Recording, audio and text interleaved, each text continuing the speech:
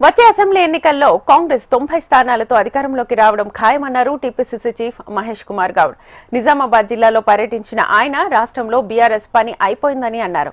బీజేపీకి ఓట్లు ట్రాన్స్ఫర్ చేసి బీఆర్ఎస్ సెల్ఫ్ కోల్ చేసుకుందన్న మహేష్ గౌడ్ వచ్చే ఎన్నికల నాటికి రాజకీయ ముఖచిత్రంతో బీఆర్ఎస్ కనుమరుగవుతుందని అన్నారు. రైతుల చేతులకు సంకెళ్లు, రైతులపై లాఠీ చార్జ్ ఘటనలు ప్రజలకు గుర్తున్నాయని, బీఆర్ఎస్ నేతలు రైతుల గురించి మొసలి కన్నీరు కారుస్తున్నారని విమర్శించారు.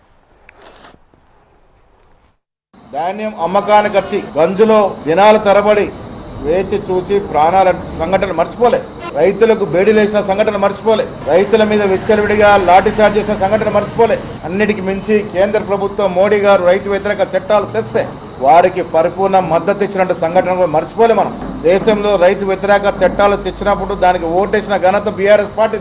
కాంగ్రెస్ పార్టీ నాయకత్వంలో ఉద్యమాలు చేసి రైతు చట్టాలు వెనక్కి తీసుకునే విధంగా కాంగ్రెస్ పార్టీ ఉద్యమం చేసింది. ఇలా వాళ్ళు రైతుల గురించి మాట్లాడుతూ ఉన్నారు. పార్లమెంట్లో సున్నా రావడం కారణం ఏంటి?